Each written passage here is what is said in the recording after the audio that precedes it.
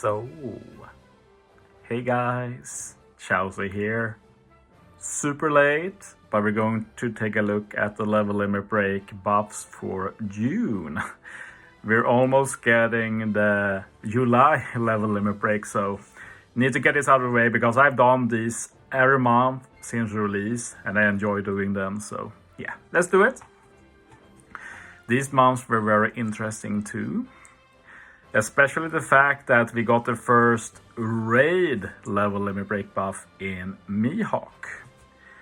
But first, let's just acknowledge that Dalton and Boa got buffs. They also have limit break expansions already, so they have pretty high stats. Now they got better. I took a quick look at them and I didn't see massive buffs, but they were both already good, especially Dalton. Boa isn't seen as much, but still pretty good. The main issue is that you need a Marigold or Hancock on the team. But yeah, pretty good to have. Up to you if you want to invest in them with wonder potions and such. Let's start with Mihawk though, since that's the most exciting one. I will say that the buffs he got were not really exciting. The exciting thing is the fact that they even exist. So Captain ability, -2 CD for Slasher. Slashers get 5 times attack, 1.3 times HP. And if you have Slasher as the first class, you get an extra 1.1 times attack. And obviously Mihawk himself has that since he only has one class, which is classic old unit. But it's pretty funny to see such an old unit have a 5 times captain ability at all. So we take those. Obviously not really viable, but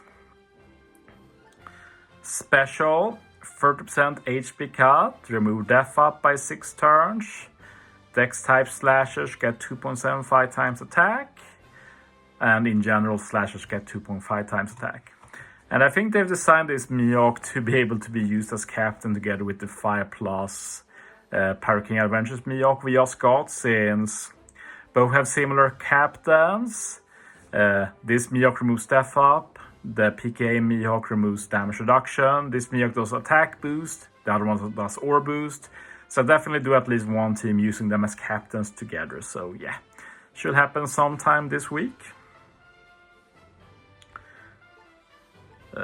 No other changes really, but yeah, that's pretty interesting. We also have Treasure Map Garp getting level limit break, which is pretty funny since this is like a special unit. He was designed to waste treasure map materials. So yeah.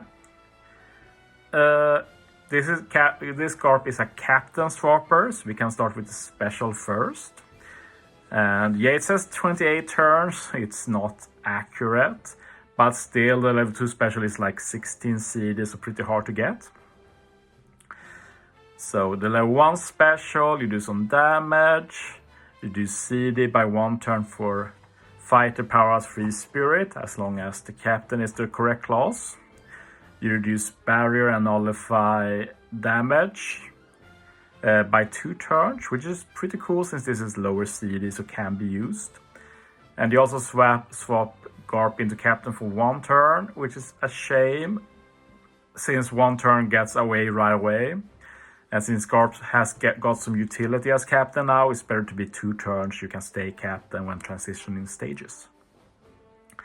But yeah, the level 2 special does a 2-turn captain swap, which is a lot better.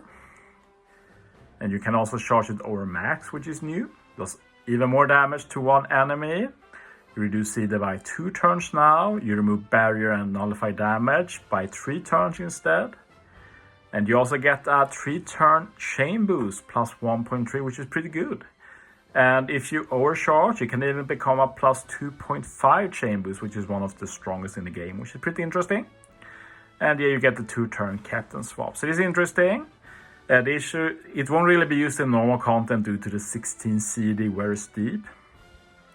But some content, like Kizuna for example, does charge you preemptively, so could maybe see used there. Garp challenge as well, but yeah, dead mode.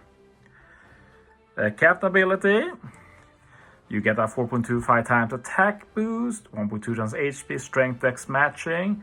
You reduce attack down by 6 turns, and as said, like imagine using Garp on a stage 4, for example. You're captain, you stay captain and go to stage 5. If the enemy puts up attack down, then Garp is still captain, so he removes it. And then after the preemptive is down, Garp is a sub again, so that's the main use of this. And if he becomes captain during the quest, he's a 5.5 times booster instead, but only for fighter powerhouse free spirit. So I do think it's an interesting buff. The main issue with this Garp, as said, is his sky high CD, so not sure how you work around that, but yeah. Does resist special reavers as well. Moving on, we have the only normal treasure map free-to-play level limit break of this batch, which is Reiju. I made a team with her, which will coming up the coming days.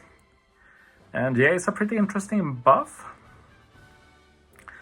And pretty interesting in his... Okay, yeah, it becomes a lot stronger actually, so let's take a look. Captain ability now, she is a 5 times quick and int booster, which is very cool. Also reduces paralysis by 2 turns, we take that. And if you use a special to apply poison, you change it to Reiju poison instead.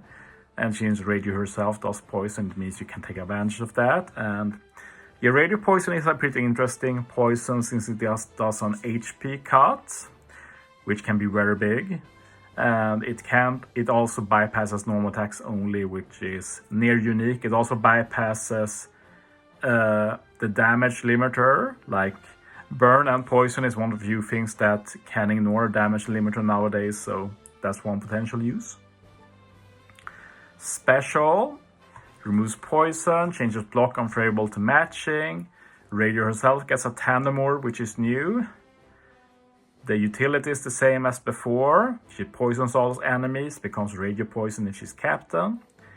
If captain is a quick or int, you get a 3-turn 2.25 times poison conditional.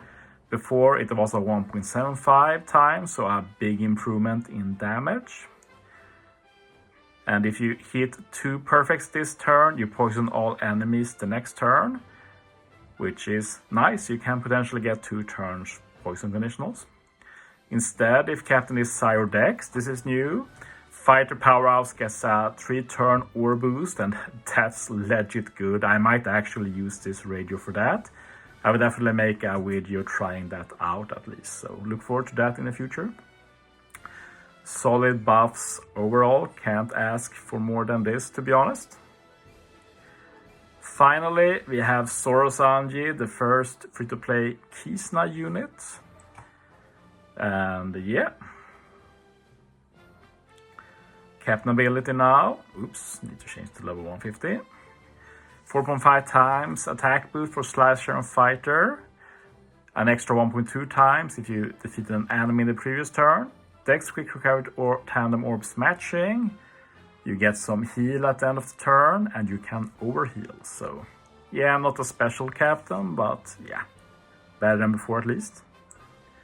Special. Lots of damage to all enemies. You reduce barrier by 2 turns, which is new. You reduce target lock by 2 turns, which is new and near unique. I think it's still just Ulti page 1 that can remove that, as well as Zoro Sanji now.